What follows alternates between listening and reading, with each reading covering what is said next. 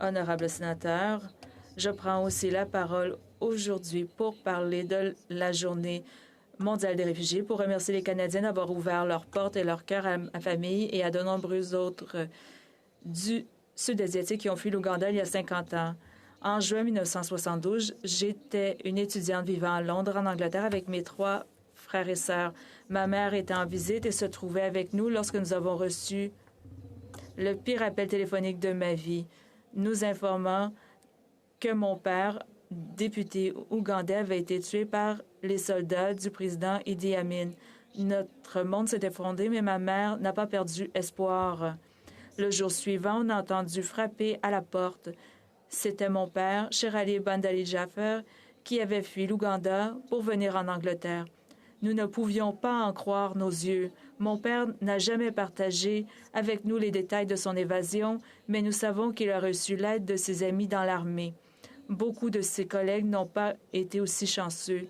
Mon mari et moi sommes retournés en Ouganda et nous y étions le 3 août 1972 lorsque le président a déclaré qu'il allait expulser tous les Asiatiques ougandais. Mon mari et moi étions sur le point de quitter l'Ouganda lorsque l'armée s'est présentée au domicile de mes beaux-parents. Je n'oublierai jamais ce jour.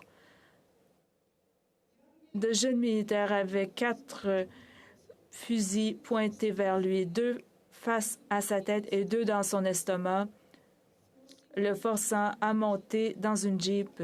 Heureusement pour nous, la police est arrivée à insister pour que mon mari soit amené au poste de police. Heureusement, mon mari, Nurala, a été libéré plus tard dans la journée et nous avons quitté l'Ouganda dès que nous avons pu. Son Altesse l'Aga Khan et son oncle, qui était à l'époque le haut-commissaire des Nations unies pour les réfugiés, sont intervenus. Ils ont convaincu le premier ministre de l'époque, Pierre Elliott Trudeau, et plusieurs autres leaders mondiaux de nous aider.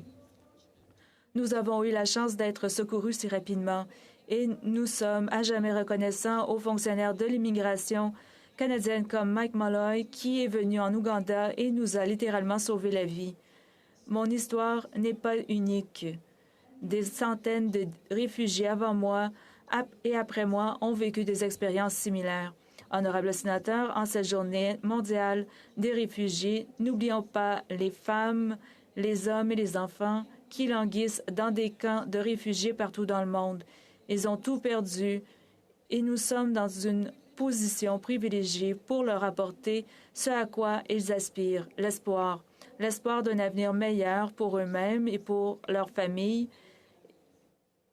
Je serai toujours redevable aux Canadiens d'avoir ouvert leurs portes à moi et à ma famille lorsque nous en avions besoin. J'espère que nous pourrons garder nos cœurs et nos portes ouverts aux réfugiés du monde entier et leur donner l'espoir d'un avenir meilleur. Merci.